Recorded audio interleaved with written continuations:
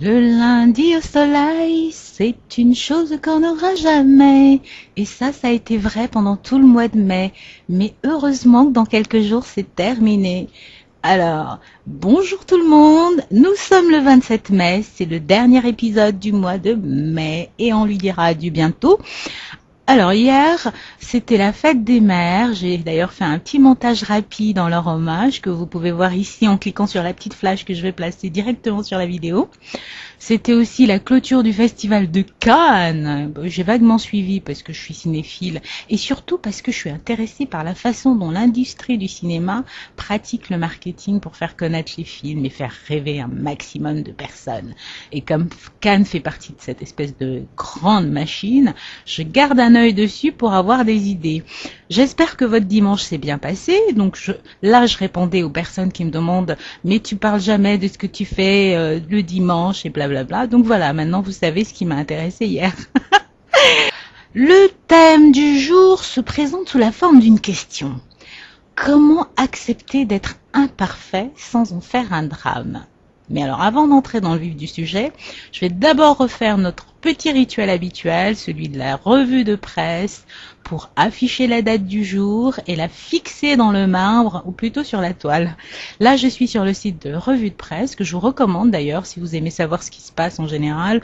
Vous avez la date du jour, mais aussi les unes de presque tous les journaux avant tout le monde. Maintenant, c'est parti pour l'épisode du jour. Comment accepter d'être imparfait sans en faire un drame?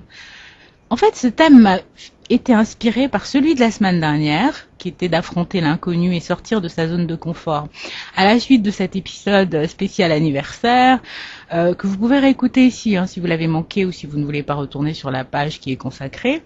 Donc, à la suite de cet épisode, je me suis lancé un défi, un genre de challenge, parce que j'ai réalisé que moi aussi, j'étais dans une espèce de maîtrise, de contrôle, de perfection qui me poursuivait un petit peu quelque part. Et que ma part d'inconnu, pour moi, c'était finalement d'essayer d'atténuer et jusqu'à faire disparaître la quête de perfection permanente.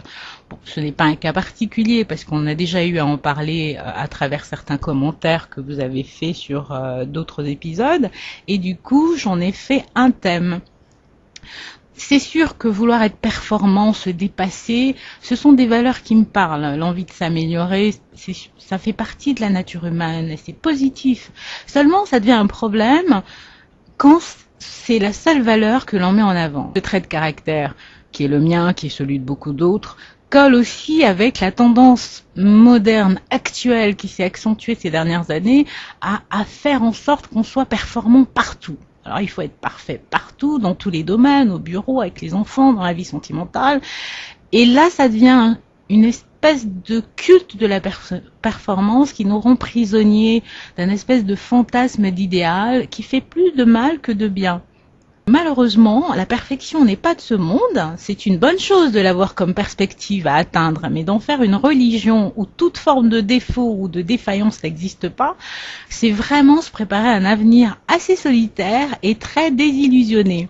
Pourquoi? Parce que de toute façon, à force de placer la barre tellement haute, on ne peut pas être capable de l'atteindre. Ça entraîne forcément de la frustration et du stress.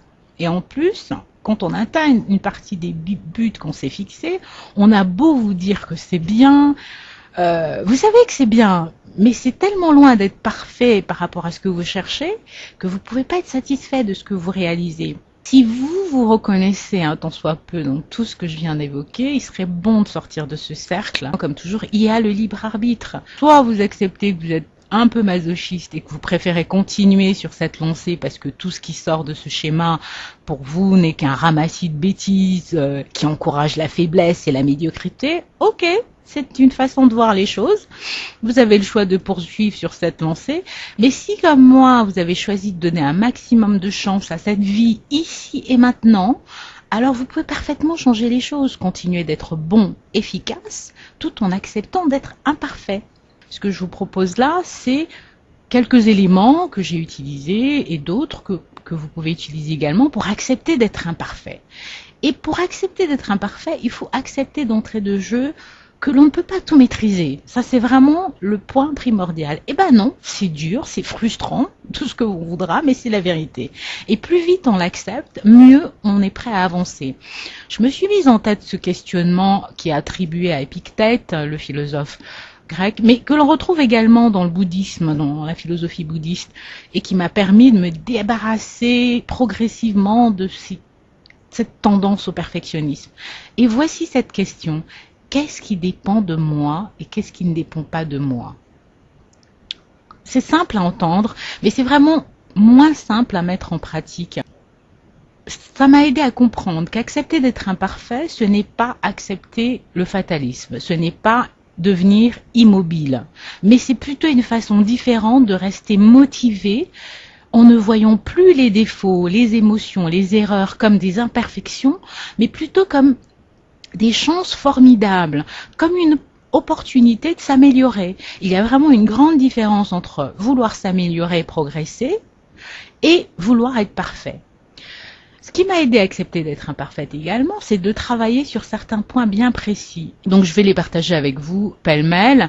Vous pouvez les mettre en pratique en fonction de là où vous vous trouvez, parce qu'on n'est pas tous au même niveau de quête de perfection, et en fonction également de d'où vient cette quête de perfection pour vous. Est-ce que c'est quelque chose qui vient d'une exigence familiale? Est-ce que c'est quelque chose qui vient d'un manque d'estime de soi? Ou c'est juste dans votre nature d'être comme ça en perpétuel défi avec vous-même? À partir de ce moment-là, quand vous avez défini effectivement ce qui correspond à votre profil, vous pouvez glaner ici et là des éléments. Moi, j'ai surtout travaillé sur le fait d'accepter les erreurs.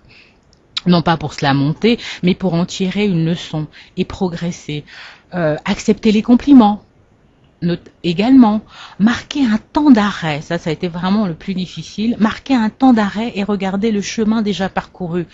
Être capable de me féliciter justement sur ce qui a déjà été accompli, clairement.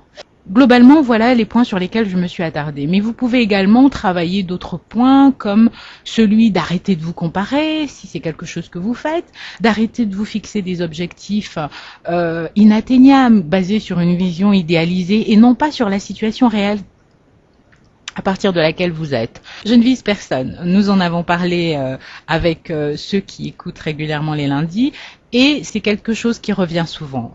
Et ça, c'est vraiment dramatique parce que quelque part, ça génère une frustration. Parce que si vous fixez des objectifs qui ne peuvent être atteints que dans un an et que vous attendez des résultats au bout de 2 mois, ça ne peut pas fonctionner.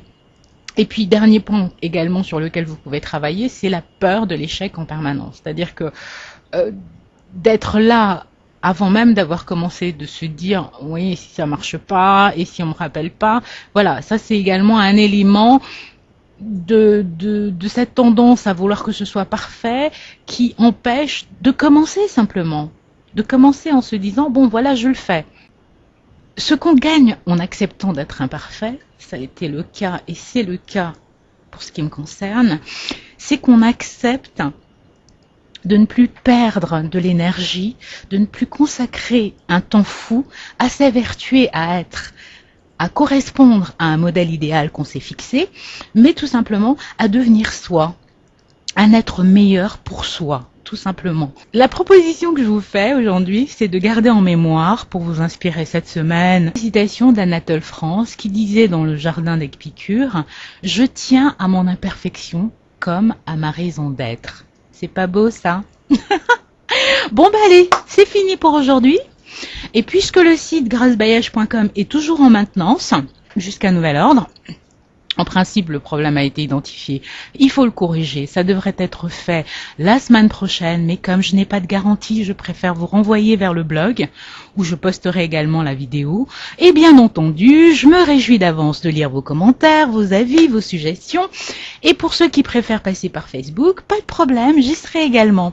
Sur ce, je vous souhaite une très belle journée et une semaine motivante et imparfaite. À lundi prochain. Au revoir.